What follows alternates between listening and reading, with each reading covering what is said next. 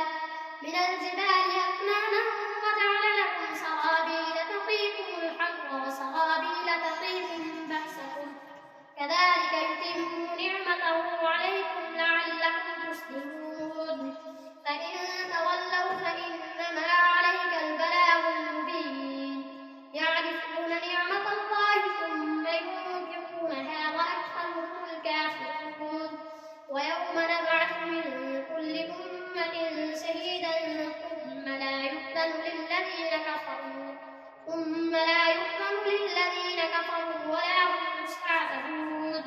وإذا رأى الذين ظلموا العذاب فلا يخفف عنهم ولا هم ينظرون وإذا رأى الذين أشركوا شركاءهم قالوا ربنا هؤلاء شركاؤنا الذين كنا ندعو من دونك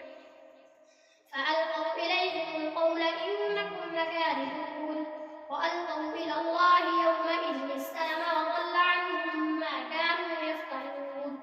الذين كفروا وصدوا عن سبيل الله زدناهم عذابا فوق العذاب بما كانوا يفسدون ويوم نبعث في كل أمة شهيدا عليهم من أنفسهم وجئنا بك شهيدا على هؤلاء ونزلنا عليك الكتاب تبيانا لكل شيء وهدى ورحمة وبشرى للمسلمين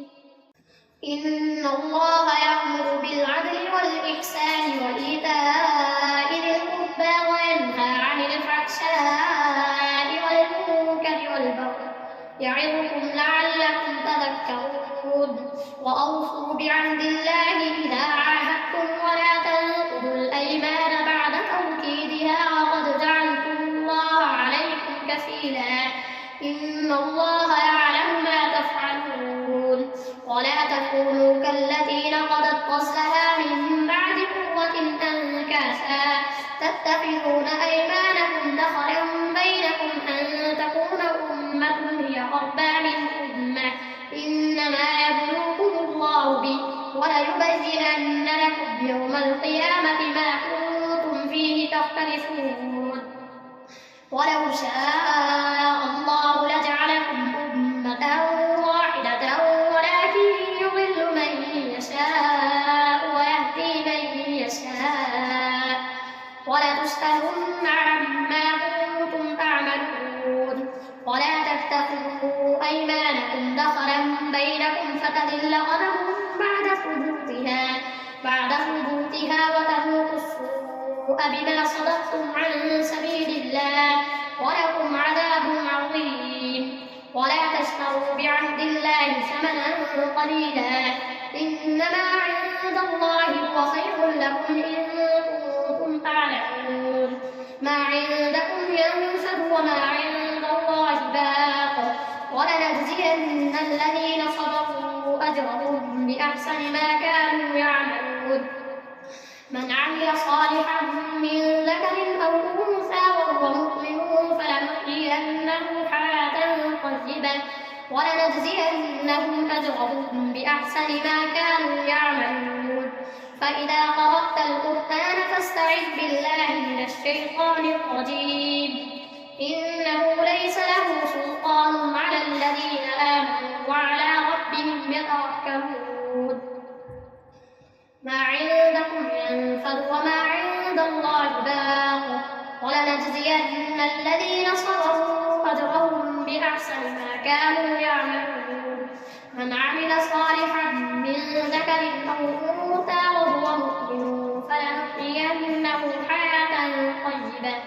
ولنجزينهم أجرهم بأحسن ما كانوا يعملون فإذا قرأت القرآن فاستعذ بالله من الشيطان الرجيم إنه ليس له سلطان على الذين آمنوا وعلى ربهم يتوكلون إنما سلطانه على الذين يتولونه والذين هم به مشركون وإذا بدلنا آية مكان آية والله أعلم بما ينزل قالوا إنما أنت مفتر بل أكثرهم لا يعلمون قل نزله روح القدس من ربك بالحق ليثبت الذين آمنوا وهدى وبشرى للمسلمين ولقد نعلم أنهم يقولون إنما يعلمه بشر لسان الذي يلحدون إليه أعجمي وهذا لسان عربي مبين إن الذين لا يؤمنون بآيات الله لا يهديهم الله ولهم عذاب أليم إن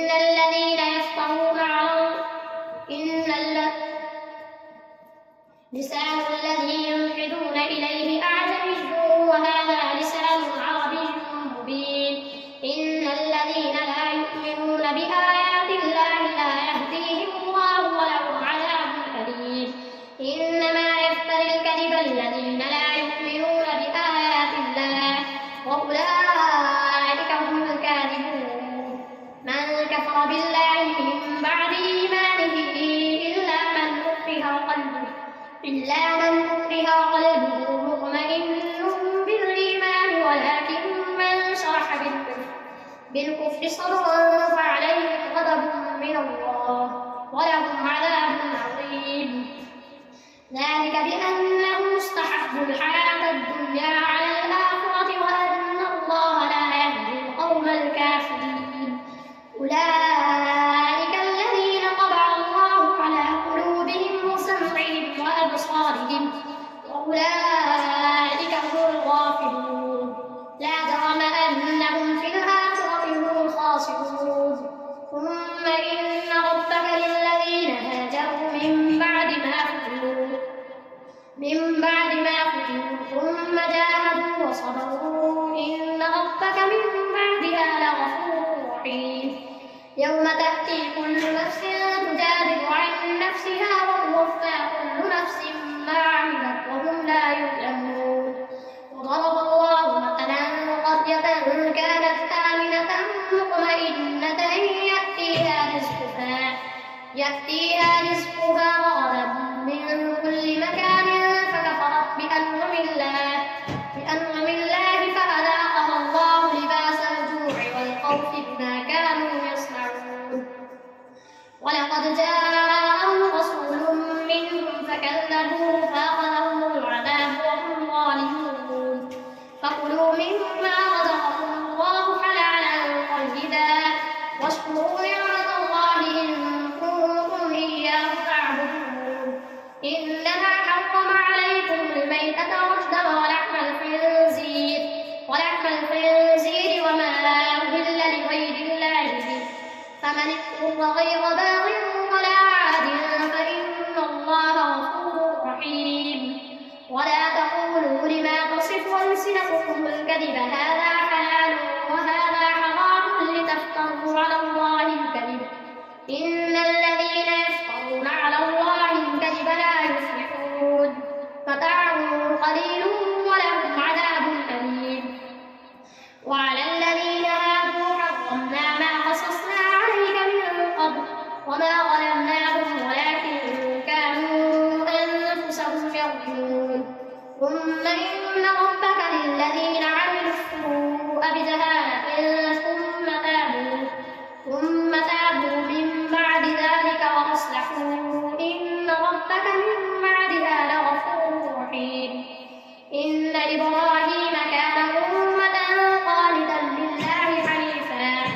ولم يك من المشركين شاكرا لأنعمه اجتباه وهداه إلى صراط مستقيم وآتيناه في الدنيا حسنة وإنه في الآخرة لمن الصالحين ثم أوحينا إليك أن اتبع ملة إبراهيم حنيفا